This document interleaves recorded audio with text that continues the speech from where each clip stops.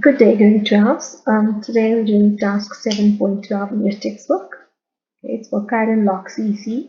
This is a typical sort of exam question on tangible assets where there's a scenario and we've got to answer various types of questions. Not necessarily do so many calculations, but do more questions.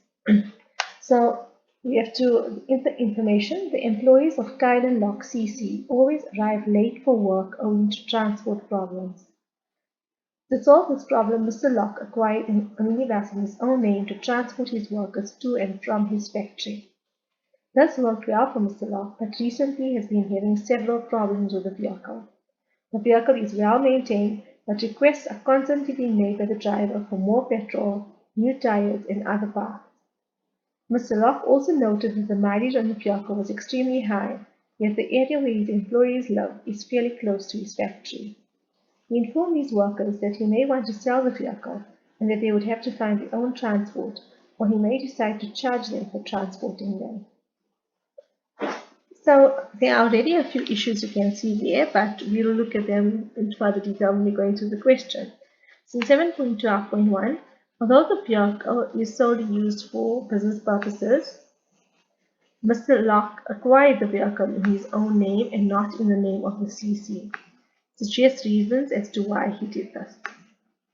Okay, so like various answers are possible. Okay, um, if registered in the name of the CC, the vehicle would have to be disclosed in the balance sheet. Maybe he wouldn't want it to be disclosed. Assets and then subsequently owner's equity would increase. Maybe he doesn't want to, he wants to undervalue the worth of his business. Or maybe it's also because he wants to use it for his private purposes as well. Okay, so here we consider the business entity concept of GAA, where the financial affairs of a business are kept entirely separate from the financial affairs of the owner. Okay, so that's basically what you could say there. Okay, in 7.12.2, how does the provision of transport for employees affect productivity and profit?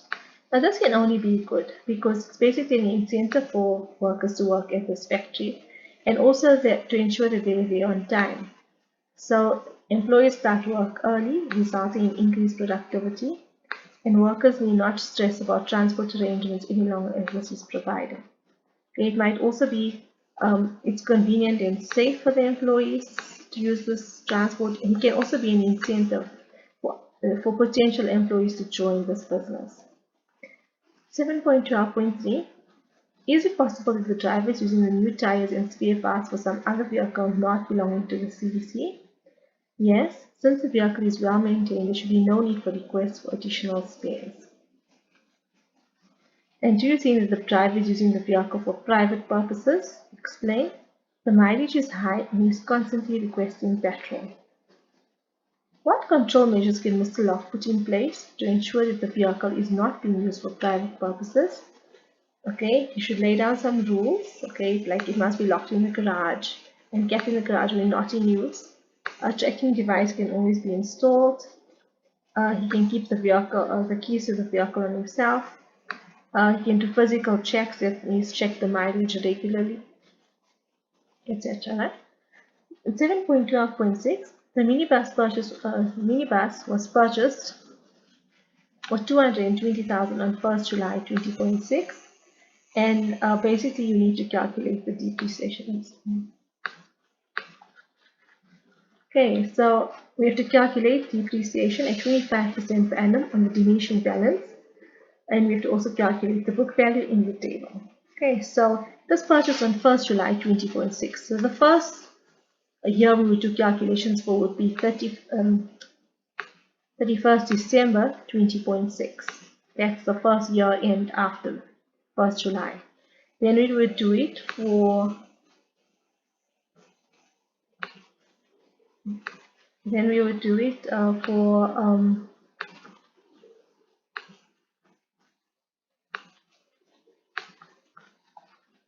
20.8, 20.9, etc. Okay, so in 20.6, okay, the number of months from 1st July 20.6 until 31st December 20.6. Okay, that would be, I think, 6 months. So we're going to do our calculation just for 6 months. So we're going to say 220,000 times 25% times 6/12. Remember, in the first year, there is no accumulated depreciation for you to subtract, so that's all our calculation will be. That gives us an answer of 27,500. In the first year, the depreciation is the same as accumulated depreciation. And remember, to get the book value, you're going to take the cost price, 220,000, minus the accumulated depreciation of 27,500, which will give you 192,500. In the second year, we just take the book value we already calculated and multiply it by 25%. So 192,500 times 25% will give us 48,125.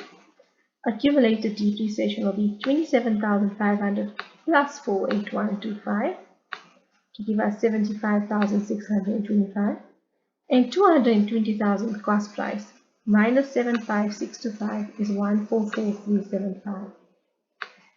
In the third year, we now going to use 144,375 multiplied by 25% to get 36094.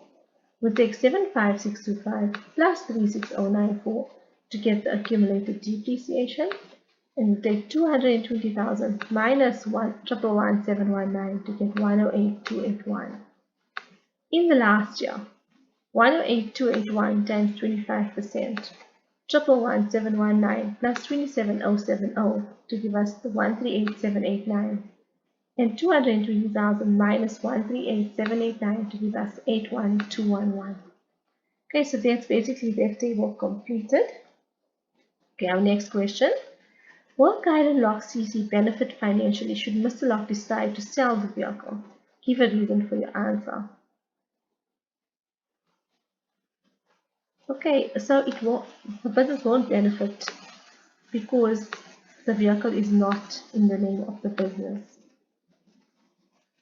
Okay, how would the workers react should Mr. Locke decide to charge a fee for transporting them? Okay, so here it's open-ended. You can say whatever you like. So some may be willing to pay for the convenience, while others may not. Others may feel very upset, etc. Some may even prefer to make their own transport arrangements. So it just depends. You can just give various answers for that. So that's all for this question. You can complete it in your workbook. Goodbye.